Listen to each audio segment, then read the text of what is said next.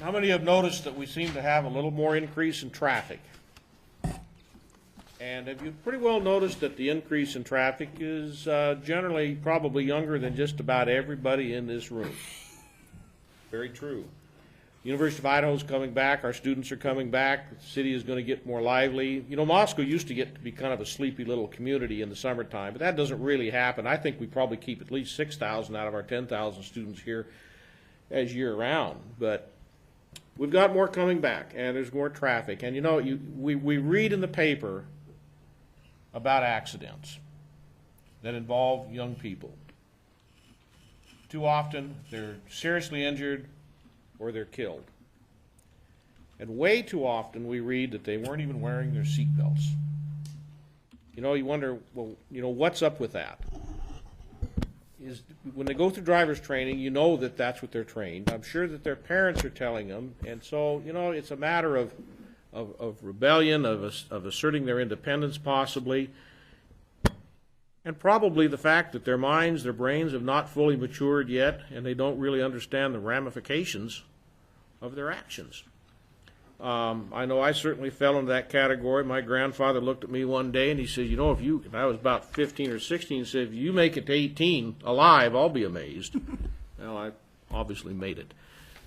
One of the programs that the city of Moscow sponsors, in fact, that program is going on right now at the police department.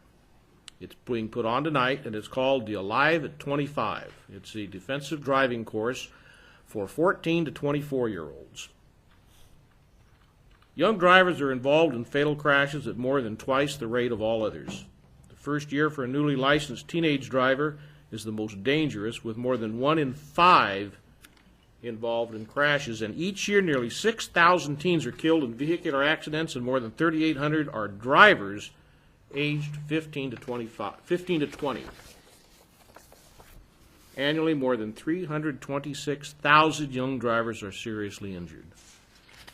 You know, it doesn't come home to them. You give them these numbers, and it just doesn't come home because it can't happen to them. And it's that feeling of invulnerability that all of us as teenagers had. But the Alive at 25 is a young driver intervention program developed by the National Safety Council for drivers between 14 and 24 years of age. Alive at 25 was implemented in Idaho in 2010. This course is a 4.5-hour program that focuses on the decision-making processes and behaviors that young drivers and passengers display in a motor vehicle, and is designed to prevent the number one killer of teens, automobile accidents.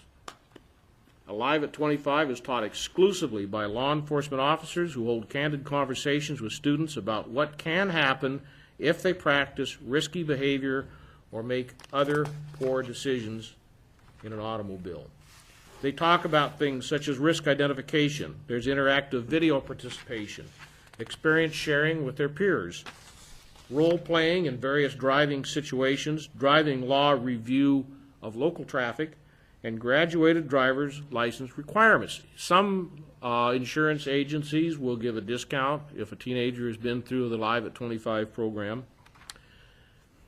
So I just wanted to bring this to our attention, to your attention, that this is one of the programs that the City of Moscow has undertaken through our police department, through part of the community policing program that we're doing such, I think, an excellent job at.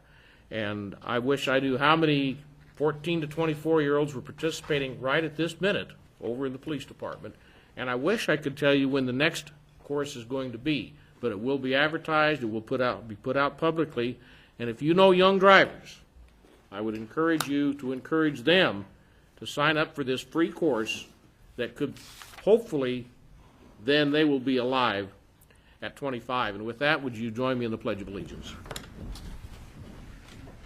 I pledge allegiance to the flag of the United States of America and to the republic for which it stands, one nation under God, indivisible, with liberty and justice for all. Thank you, Wayne. That's an important and timely reminder.